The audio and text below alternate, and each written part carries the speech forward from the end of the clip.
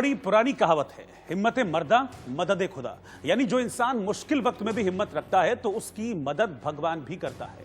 ऐसा ही कुछ छत्तीसगढ़ के बिलासपुर के रहने वाले जितेंद्र कश्यप के साथ भी हुआ। लहरों के बीच फंसे जितेंद्र को बचाने मानो साक्षात देवदूत पहुंच गए, क्योंकि करीब 14 घंटे से बिलासपुर के खूंटा घाट डैम के इस तेज बहाव वाले पानी में फंसे जितेंद्र कश्यप ने सोचा भी नहीं होगा कि उनकी जान बच जाएगी। लेकिन डूबते को जैसे तिनके का सहारा था, तभी तो इस तेज बहाव वाले पानी में झाड़ियों को पकड़े इस बात के इंतजार में थे कि हे प्रभु कोई चमत्कार कर दो। शायद उन्होंने सच्चे दिल से दुआ मांगी होगी, तभी उनकी मदद के लिए वायुसेना का MI-17 हेलीकॉप्टर जैसे ही आता दिखा, मानो साक्षात भगवान आ गए हो। इसके बाद शुरू हुआ जितेंद्र को एयरलिफ्ट करने का सिलसिला। देखिए कैसे हेलीकॉप्टर से रस्सी नीचे डाली गई, जिसे पकड़कर जितेंद्र को धीरे धीरे ऊपर की ओर उठाना शुरू किया गया।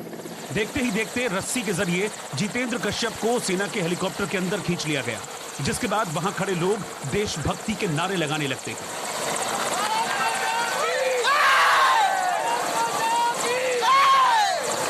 डैम के दूसरी तरफ से ली गई तस्वीरें दिखाते हैं, जिनमें जितेंद्र को रस्सी के सहारे खींचकर हेलीकॉप्टर में बिठा लिया जाता है, जिसके बाद हेलीकॉप्टर का दरवाजा बंद हो जाता है। अभी तक आपने वायुसेना के इन देवदूतों को देखा कि कैसे उन्होंने इस इंसान को एयरलिफ्ट कर लिया, जो तकरीबन 14 घंटे से इस शोर मचाते, किसी को भी डरा देने वाले तेज बहते पानी के बीच फंसा था। और अब आप ये जानिए कि ऐसी नौबत आई ही क्यों कि एक शख्स को बचाने के लिए सेना को हेलीकॉप्टर से रेस्क्यू करना पड़ा। वो तस्वीरें भी सामने आई, जिनमें देखा गया कि कैसे नशे की हालत में बिलासपुर के खूंटा घाट डैम से जितेंद्र कश्यप ने छलांग लगा दी। दिन रविवार का था, लिहाजा शाम करीब 4:30 बजे इस डैम पर लोग मस्ती करते और फोटो खिंचाते देखे गए। लेकिन इसी दौरान इस शख्स के तेज बहते पानी में कूदने का वीडियो मोबाइल में रिकॉर्ड हो गया। खैर, जितेंद्र पानी में तो कूद गए, लेकिन थोड़ी ही देर बाद लहरों में फंस गए, क्योंकि बारिश की वजह से बैराज से पानी छोड़ा गया था। लिहाजा किसी की हिम्मत ही नहीं हुई कि इस डूबते शख्स को बचाया जा सके। लेकिन किस्मत ही थी कि इस शख्स ने पानी के अंदर एक पत्थर को मजबूती से पकड़ लिया और उसी पर खड़ा हो गया। हालांकि जब तक इस शख्स के पास कोई मदद पहुंचती, तब तक अंधेरा हो चुका था, लिहाजा राहत और बचाव में मुश्किल आई। लेकिन इस शख्स की हिम्मत की भी दाद देनी पड़ेगी, क्योंकि अंधेरे में पूरी रात ये इसी तरह पानी के बीच खड़ा रहा। पानी का बहाव इतना तेज था कि पुलिस और रेस्क्यू टीम घंटों प्रयास कर इस शख्स को निकालने में कामयाब नहीं हो पाई। इसके बाद सुबह हुई और पानी का बहाव तेज होता गया।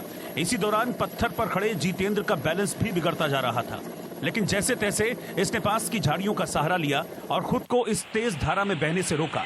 थोड़ी ही देर बाद सुबह करीब 7 बजे वायुसेना का हेलीकॉप्टर उसका रेस्क्यू करने पहुंचा और रस्सी के सहारे डैम के तेज बहाव में फंसे इस शख्स को बाहर निकाला गया।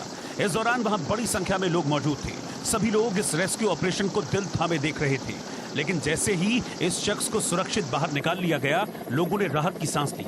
हेलीकॉप्टर से रेस्क्यू के बाद जितेंद्र के चेहरे पर मौत का खौफ साफ नजर आ रहा था। हालांकि वो पूरी तरह ठीक है, क्योंकि हेलीकॉप्टर से उतरते ही उसने स्ट्रेचर पर लेटने से मना कर दिया और चलकर हॉस्पिटल तक जाने की बात कही। साथ ही हेलीकॉप्टर से एयरलिफ्ट करने वालों का शुक्रिया अदा किया। इस पूरे रेस्क्यू पर यह लाइन सटीक बैठती है, कौन कहता है भगवान आते नहीं। अगर आप मुसीबत में फंसे हो और सच्चे दिल से मदद मांगे, तो भगवान किसी न किसी रूप में जरूर आते हैं, जैसे वायुसेना का यह हेलीकॉप्टर आया। इधर गुजरात में भी भारी बारिश का कहर जारी है, लिहाजा वडोदरा समेत कई जिलों में लोग बाढ़ के पानी में फंसे दिखे। लेकिन सबसे हैरान करने वाली तस्वीरें डायमंड सिटी सूरत से आईं, जहां ड्रोन से ली गई तस्वीरें बाढ़ के बीच शहर का हाल बयां करती हैं। देखिए कैसे बारिश ने सूरत की सूरत ही बिगाड़ कर रख दी। मूसलाधार बारिश के कारण सूरत के लिंबायत, बमरौली, सरथाना, पर्वत, पटिया में बाढ़ के हालात हैं। इन इलाकों में 3 से 4 फीट तक पानी जमा हो गया है। इतना ही नहीं, शहर में चलती नाव के बीच लोग एक जगह से दूसरी जगह जाते दिखाई दिए, क्योंकि शहर की गलियां लबालब पानी से भरी थी। लोगों के घर ही नहीं, सूरत के पुलिस थानों तक में पानी ने अपना कब्जा कर लिया है, जिससे थानों में मौजूद कई जरूरी कागजात पानी में समा गए। सूरत की इन तस्वीरों से साल 2006 की बाढ़ के जख्म ताजा हो गए हैं। बताया गया कि शहर की 5 खाड़ियों में से 4 खाड़ी ओवरफ्लो हो गई है। वहीं शहर के बीचों बीच से गुजरने वाली तापी नदी पर बने उकाई बांध से 1 लाख क्यूसेक पानी छोड़ा जा रहा है। लिहाजा तापी नदी भी उफान पर है, जिसका खामियाजा पूरे शहर को उठाना पड़ा। सूरत के अलावा वडोदरा में भी इतना पानी था कि एक कार वहां फंस गई और जान बचाने के लिए लोग कार की छत पर सवार हो गए। किस्मत अच्छी थी कि एनडीआरएफ की टीम वक्त रहते मौके पर पहुंच गई, जिसके बाद कार में बैठे लोगों के लिए रेस्क्यू ऑपरेशन चलाया गया। इसके बाद काफी मशक्कत कर एनडीआरएफ ने लोगों को बाढ़ के पानी से बाहर निकालकर अपनी नाव में बिठाया। कुल मिलाकर गुजरात में तमाम नदी, नाले, झरने, डैम सब उफान पर हैं। इतना पानी है कि एनडीआरएफ की 14 टीमों को अलर्ट पर रखा गया है। साथ ही जरूरत पड़ी तो और टीमें भी गुजरात भेजी जाएंगी, क्योंकि मौसम विभाग ने अभी और भारी बारिश की चेतावनी जारी की है। लिहाजा प्रशासन अलर्ट पर है और एनडीआरएफ की टीमें हर संभव मदद लोगों तक पहुंचाने में जुटी हैं।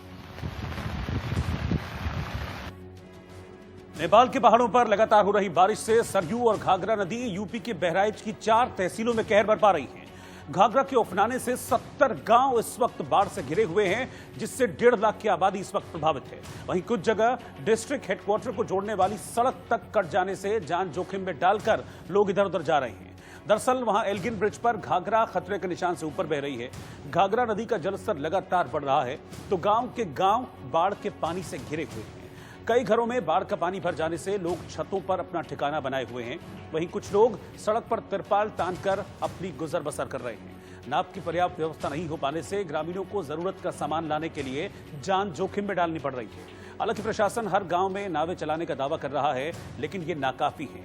इस बीच बाढ़ से खेत खलिहान डूब चुके हैं, जिससे मवेशियों के लिए चारे का संकट भी पैदा हो गया है।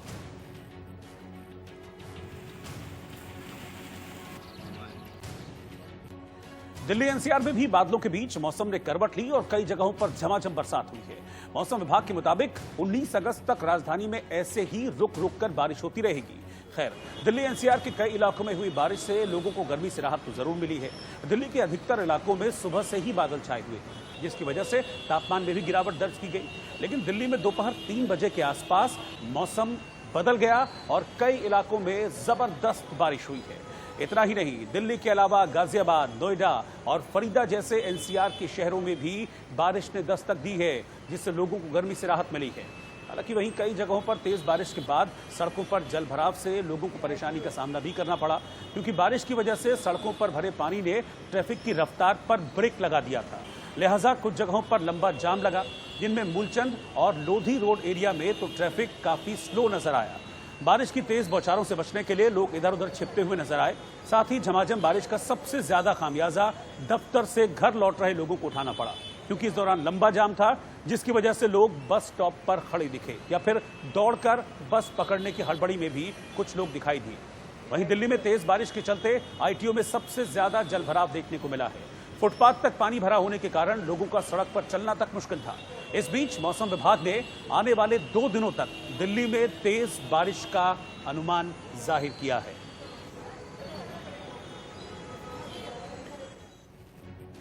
कश्मीर में लश्कर के टॉप कमांडर सज्जाद उर्फ हैदर समेत 2 आतंकियों को सुरक्षा बलों ने ढेर कर दिया। जम्मू कश्मीर में बारामूला जिले के क्रेईरी इलाके में सीआरपीएफ नाका पार्टी पर आतंकियों ने हमला कर दिया, जिसमें एक स्पेशल पुलिस अफसर और 2 सीआरपीएफ के जवान शहीद हो गए। वहीं सर्च ऑपरेशन के दौरान सुरक्षा बलों ने 2 आतंकियों को मार गिराया। बिहार में जेडीयू से निकाले जाने के बाद श्याम रजक ने पार्टी से इस्तीफा दे दिया और आरजेडी में शामिल हो गए। वहीं श्याम रजक ने निकाले जाने की बात से इनकार किया है। श्याम रजक को रविवार को बिहार के सीएम नीतीश कुमार ने उद्योग मंत्री के पद से हटा दिया था। अभिनेता सुशांत सिंह राजपूत के भाई और भाभी ने लोक जनशक्ति पार्टी के अध्यक्ष चिराग पासवान से मुलाकात कर सीबीआई जांच के लिए मदद मांगी है। वहीं चिराग पासवान ने भी हर संभव मदद का भरोसा दिया है। नेपाल के नक्शा विवाद की तल्खी के बीच वीडियो कॉन्फ्रेंसिंग के जरिए दोनों देशों के बीच बैठक हुई। करीब 1 घंटे तक चली बैठक में भारत की मदद से नेपाल में चल रहे अलग अलग प्रोजेक्ट की प्रगति पर चर्चा की गई। भारत के राजदूत ने आश्वासन दिया कि वो नेपाल की मदद से पीछे नहीं हटेंगे और अन्य परियोजनाओं में भी लगातार सहयोग करते रहेंगे। भारत के बाड़मेर जिले में नहाने के दौरान 2 भाई और एक बहन की डूबने से मौत हो गई। एक भाई को बचाने के चक्कर में दूसरे भाई और बहन की मौत हो गई।